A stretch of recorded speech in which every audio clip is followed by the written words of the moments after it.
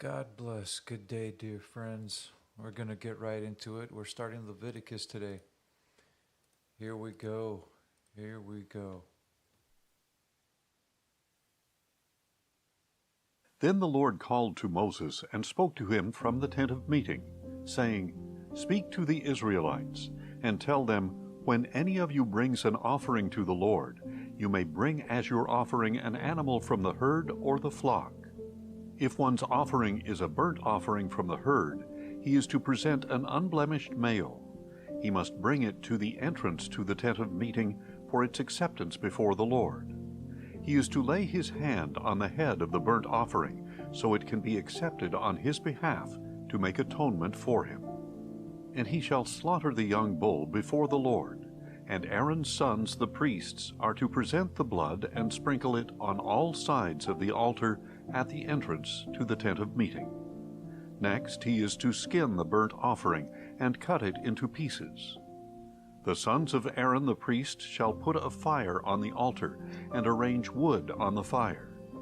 Then Aaron's sons the priests are to arrange the pieces, including the head and the fat, atop the burning wood on the altar. The entrails and legs must be washed with water, and the priest shall burn all of it on the altar as a burnt offering, an offering made by fire, a pleasing aroma to the Lord. If, however, one's offering is a burnt offering from the flock, from the sheep or goats, he is to present an unblemished male. He shall slaughter it on the north side of the altar before the Lord, and Aaron's sons the priests are to sprinkle its blood against the altar on all sides. He is to cut the animal into pieces, and the priest shall arrange them, including the head and fat, atop the burning wood that is on the altar. The entrails and legs must be washed with water, and the priest shall bring all of it and burn it on the altar. It is a burnt offering, an offering made by fire, a pleasing aroma to the Lord. If instead one's offering to the Lord is a burnt offering of birds, he is to present a turtle dove or a young pigeon. Then the priest shall bring it to the altar, twist off its head, and burn it on the altar. Its blood should be drained out on the side of the altar. And he is to remove the crop with its contents and throw it to the east side of the altar in the place for ashes. He shall tear it open by its wings, without dividing the bird completely. And the priest is to burn it on the altar atop the burning wood. It is a burnt offering, an offering made by fire, a pleasing aroma to the Lord. 2. When anyone brings a grain offering to the Lord, his offering must consist of fine flour. He is to pour olive oil on it, put frankincense on it, and bring it to Aaron's sons the priests. The priest shall take a handful of the flour and oil, together with all the frankincense, and burn this as a memorial portion on the altar, an offering made by fire, a pleasing aroma to the Lord. The remainder of the grain offering shall belong to Aaron and his sons.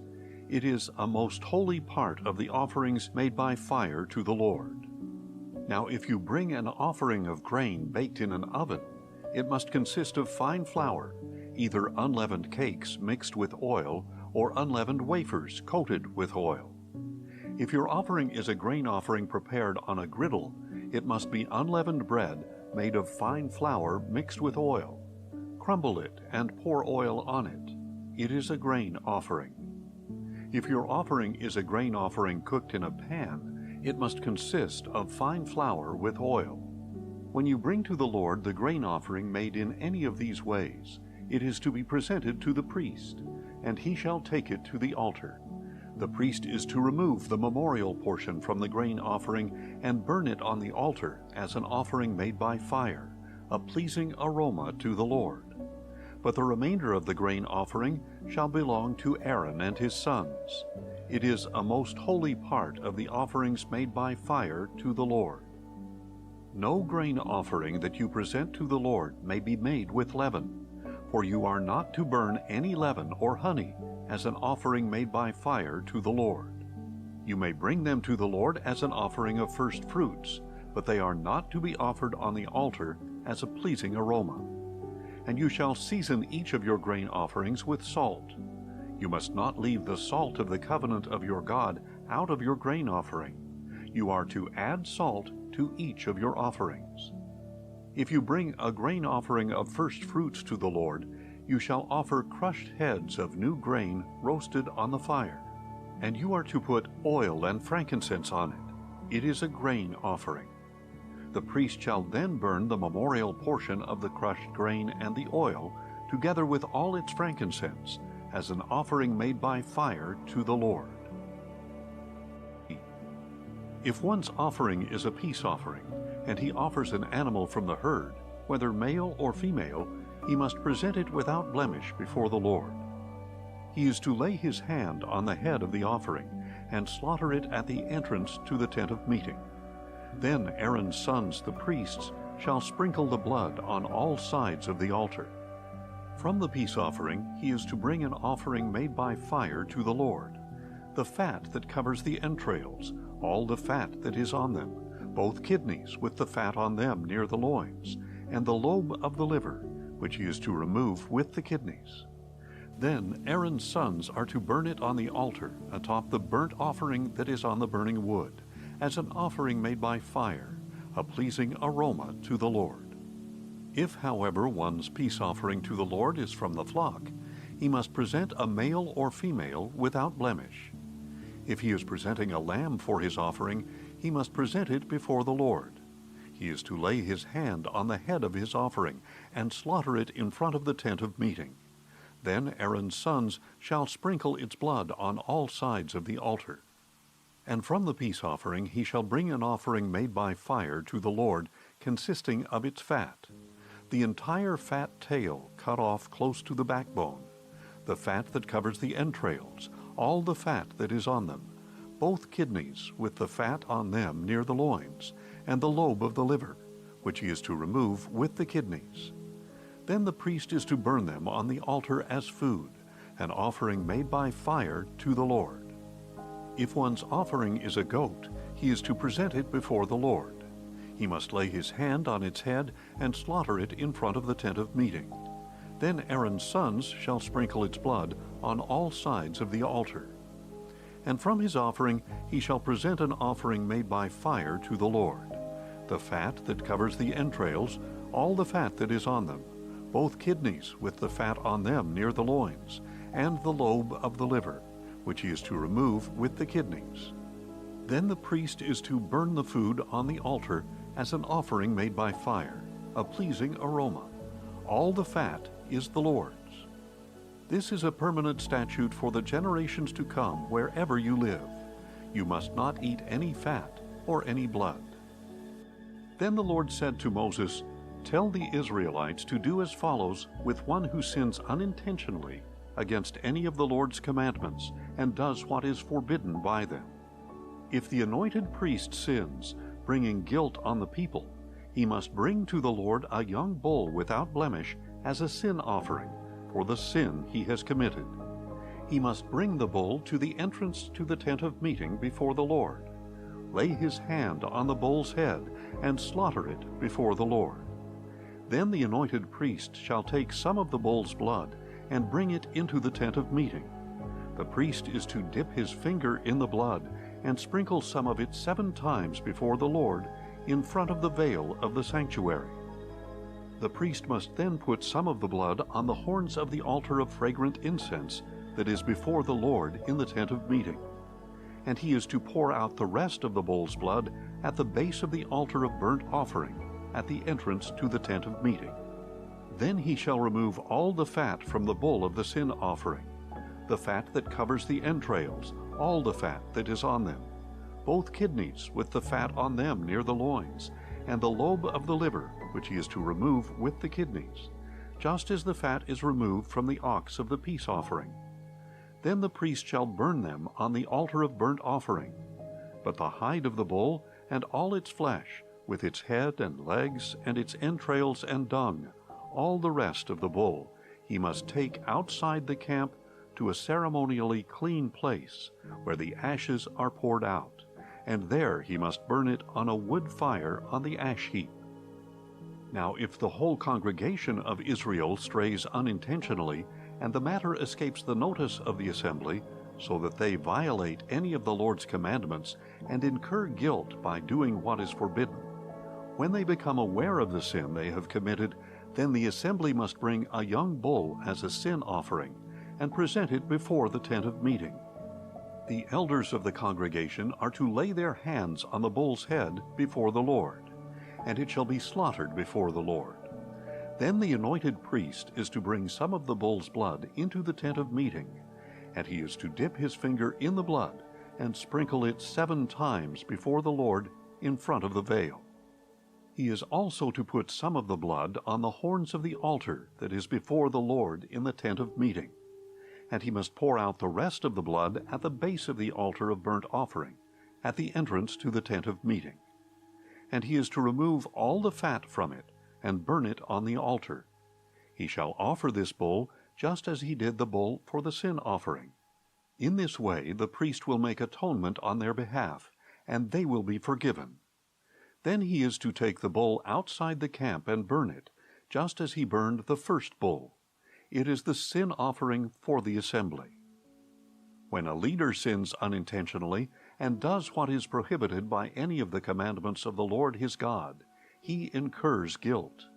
When he becomes aware of the sin he has committed, he must bring an unblemished male goat as his offering. He is to lay his hand on the head of the goat and slaughter it at the place where the burnt offering is slaughtered before the Lord. It is a sin offering. Then the priest is to take some of the blood of the sin offering with his finger, put it on the horns of the altar of burnt offering, and pour out the rest of the blood at the base of the altar. He must burn all its fat on the altar, like the fat of the peace offerings. Thus the priest will make atonement for that man's sin, and he will be forgiven. And if one of the common people sins unintentionally and does what is prohibited by any of the Lord's commandments, he incurs guilt. When he becomes aware of the sin he has committed, he must bring an unblemished female goat as his offering for that sin. He is to lay his hand on the head of the sin offering and slaughter it at the place of the burnt offering. Then the priest is to take some of its blood with his finger, put it on the horns of the altar of burnt offering, and pour out the rest of the blood at the base of the altar. Then he is to remove all the fat, just as it is removed from the peace offering, and the priest is to burn it on the altar as a pleasing aroma to the Lord. In this way the priest will make atonement for him, and he will be forgiven. If, however, he brings a lamb as a sin offering, he must bring an unblemished female, and he is to lay his hand on the head of the sin offering, and slaughter it as a sin offering at the place where the burnt offering is slaughtered. Then the priest is to take some of the blood of the sin offering with his finger, put it on the horns of the altar of burnt offering, and pour out the rest of its blood at the base of the altar. And he shall remove all the fat, just as the fat of the lamb is removed from the peace offerings, and he shall burn it on the altar along with the offerings made by fire to the Lord. In this way the priest will make atonement for him for the sin he has committed, and he will be forgiven. 5.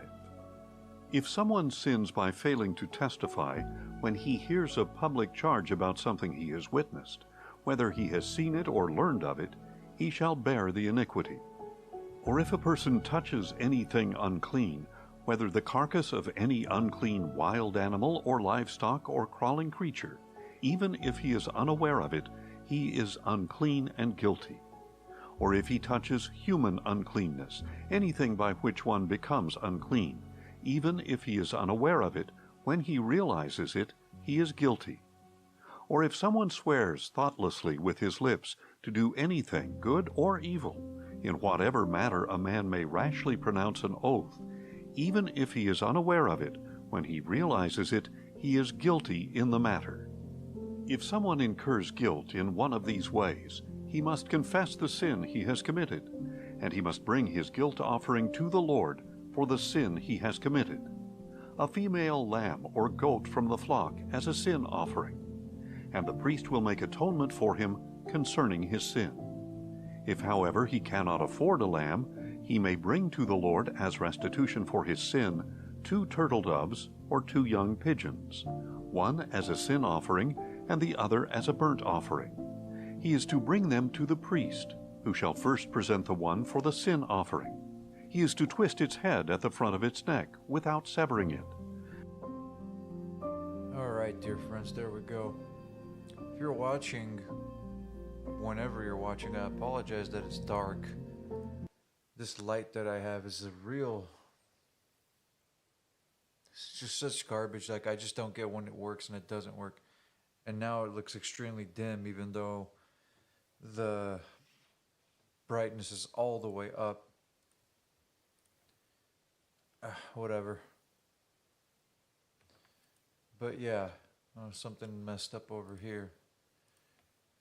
There it is. I don't know what to really make of this, my friends. I really don't know, except just to trust it. The twisting off of the heads and the extreme detail and specific manner and how things are supposed to be prepared. I can't explain it except just to say that it most likely is serving a better purpose. There's always a reason God tells us to do stuff a certain way, and it's always for the better. It's like, don't touch that outlet, don't touch that fire. And you do it and you end up getting burnt or hurt. So I have to just keep my trust there, because it doesn't make sense. But there's a bunch of context probably missing in the practices and what was regular back then and what they actually meant. So that's where I just have to kind of leave it and say I'm trusting that these are all correct. And that being said, dear friends, it's been a nice, short, quiet one today. I better get going so I don't lose any more time for my chores. But as always, I wanted to say God bless you all and your families. I hope you're all doing well. Destroy all pride and vanity. Remain humble and ready for self-sacrifice. Be grateful for absolutely everything, and tell your family and your friends you love them dearly. So may the Lord God bless you and keep you. May he make his face shine upon you and be gracious to you. May he lift up his countenance upon you and grant you peace. We pray in the name of the Prince of Peace. Amen.